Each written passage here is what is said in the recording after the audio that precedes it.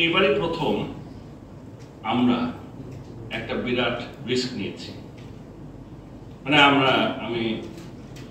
আমরা যে মনে করি সেটা বলছি, ঠিক আছে?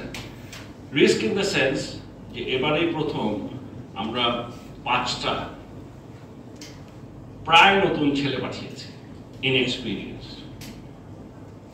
আর বোলিং ফাস্ট বোলার ছাড়া, বোলিং ছাড়া 2জন, মানে 4জন ব্যাটসম্যান বা অলরাউন্ডার পাঠিয়েছি যারা নাকি ফুললি এক্সপিরিয়েন্সড, ঠিক আছে? মানে আমি একদম স্পেসিফিক যদি বলি, তানজিদ তামিম, তানজিম সাকিব, তৌহিদ হৃদয়, রিশাদ, অনিক। তো বিশ্বকাপের মতো একটা টুর্নামেন্ট, তাও আবার T20, যেটাতে নাকি আমরা বেশ পিছনে, এরকম একটা দলে বিশ্বকাপ খেলতে পাঠাচ্ছি যেখানে 5টা নতুন ছেলে। This is number 1. It was a big risky decision. আমাদের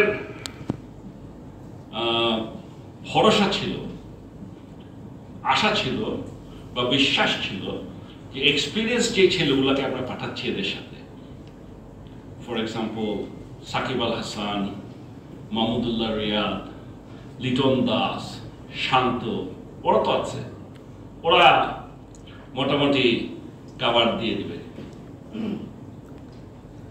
ঠিক আছে? সো সেদিক দিয়ে আমরা একটু ভয়ে ছিলাম।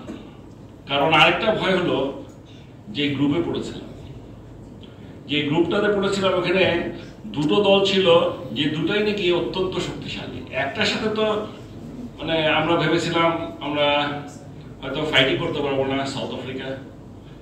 আর শ্রীলঙ্কার সাথে it will be very tough, 50-50, হেরেও যেতে পারি, জিততেও পারি। এটা হলো আমাদের ধারণা ছিল। এটা কিন্তু আরো বেশি হয়েছে because of the new players that we have included. একটা জিনিস আমরা আগের থেকে জানতাম যে রিশাদকে খেলাবেই, আর রিশাদ যে আন্তর্জাতিক পর্যায়ে গিয়ে কি করতে পারে আমাদের কোনো ধারণাই ছিল না। তানজিদ সাকিব যেমন ও খেলবে কিনা এটা কিন্তু খেলার কথা না। মানে আপনারা একটু পরিস্থিতিটা যদি বোঝার চেষ্টা করেন, যেহেতু শরীফুল ইনজুর্ড হলো, ও একটা ম্যাচ খেলার সুযোগ পেল, খেলার পরে ওর পারফরমেন্সটা ভালো হওয়াতেও কিন্তু খেলে গেল।